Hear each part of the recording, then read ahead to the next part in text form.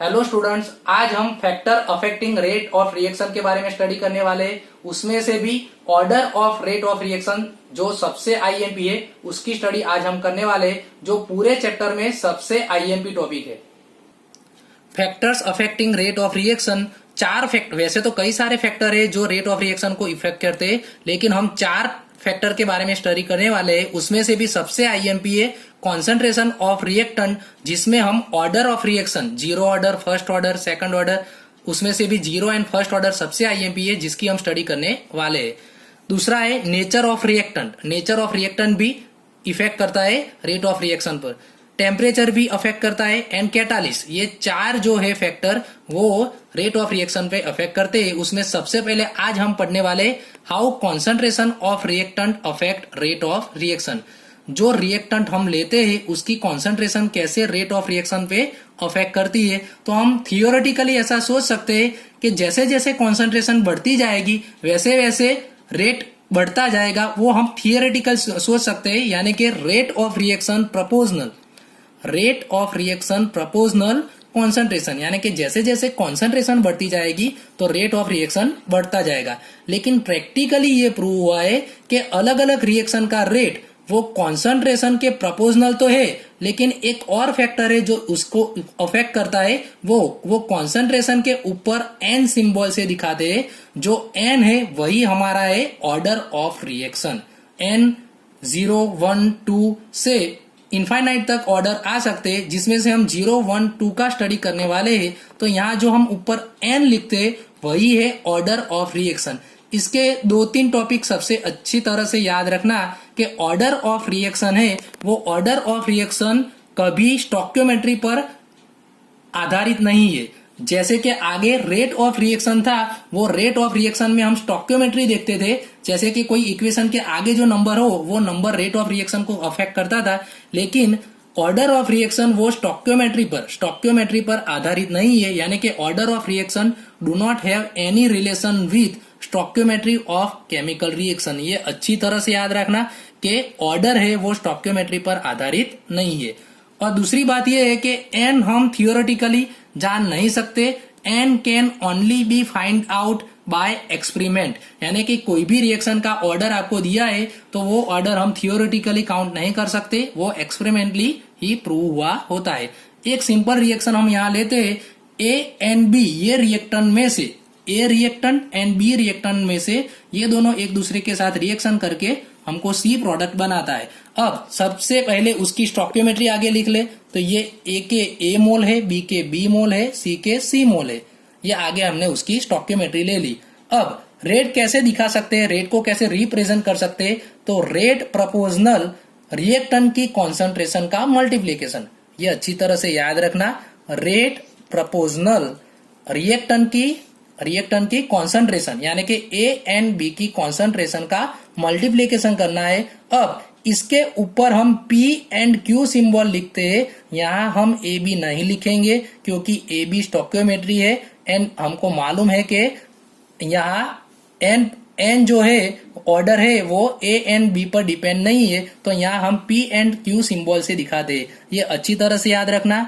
यहाँ जो P है तो वो क्या है, तो P है वो ऑर्डर है, ऑर्डर ऑफ रिएक्शन किसके बेस पर, तो ए के बेस पर। तो अगर ए के विथ रिस्पेक्ट हम जाए, ए के विथ रिस्पेक्ट टू ए, यानी कि ए के रिस्पेक्ट में हम इस रिएक्शन का रेट बोले तो हम कौन सा ऑर्डर बोलेंगे, तो पी ऑर्डर बोलेंगे। अब बी की विथ रिस्पेक्ट में जाए तो बी की विथ रिस्पेक्ट में इसका ऑर्डर हम बोल सकते हैं, तो ऑर्डर कौन सा बोल सकते हैं, Q. Order of reaction with respect to B, तो कौन सा ऑर्डर होगा, क्यू। इसके बेसिस पर कौन सा ऑर्डर, तो पी ऑर्डर। बी के बेसिस पर कौन सा ऑर्डर, तो क्यू ऑर्डर। अब हम ये जाने कि पूरी रिएक्शन का ओवरऑल ऑर्डर कौन सा होगा, तो ओवरऑल ऑर्डर ऑफ रिएक्शन, कोई भी रिएक्शन का ओवरऑल ऑर्डर, यानी कि उसके ऊपर जो ऑर्डर होता है उसका हम सम कर देंगे, यानी कि P plus Q। Overall order of reaction is equal to, जिसको हम N सिंबल से दिखाते हैं, तो N इज इक्वल टू किसका सम हो जाएगा, P प्लस Q। ये अच्छी तरह से याद रखना। सो हमको ये पता चला कि रेट प्रोपोर्शनल कॉन्सेंट्रेशन के ऊपर एन लिखेंगे। अब प्रोपोर्शनल दूर करें तो हम इज इक्वल टू के लिख सकते हैं।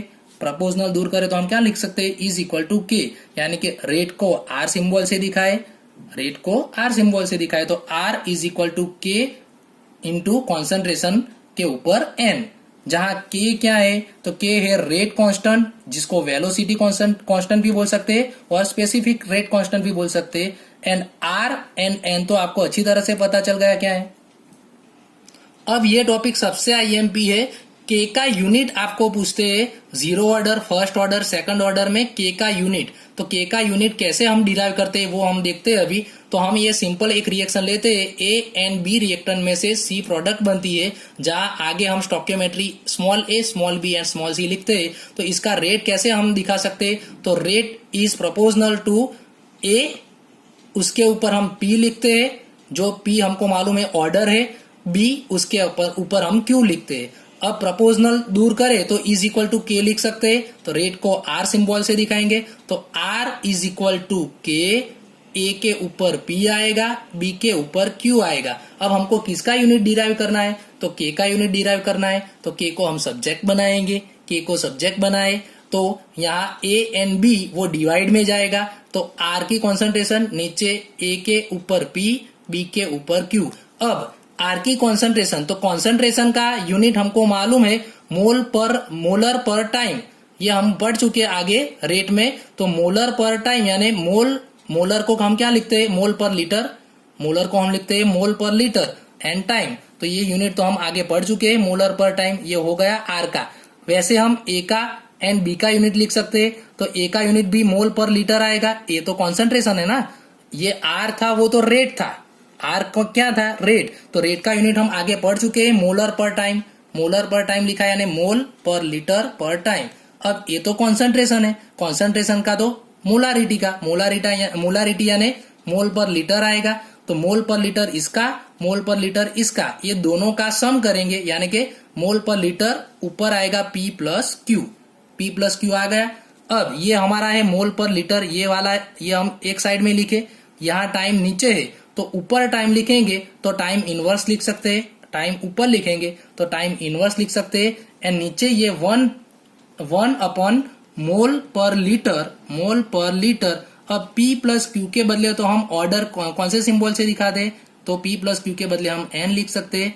अब ये मोल पर लीटर है एंड ये मोल पर लीटर है, ये मोल पर लीटर के ऊपर कितनी है तो N है, तो वो ऊपर जाएगी तो क्या होगा माइनस N होगा, तो मोल पर लीटर की यहाँ 1 है और ये N ऊपर आया तो माइनस N होगा, तो मोल पर लीटर का 1 माइनस N, ये N ऊपर आया यानी 1 माइनस N हो गया, एंड टाइम इनवर्स तो है, ये सबसे आईएमपी है के का यूनिट।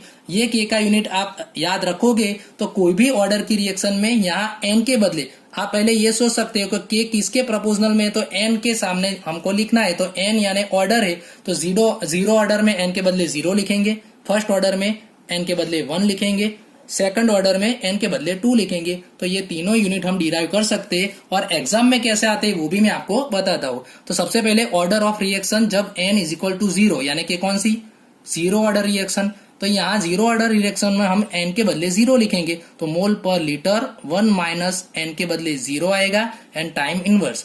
अब 1 माइनस 0 यानी तो 1 ही होगा, तो मोल पर लीटर टाइम इनवर्स। अब ये लीटर ऊपर हम लिखे तो लीटर का भी हम इनवर्स लिख सकते हैं, तो मोल पर लीटर इनवर्स टाइम इनवर्स।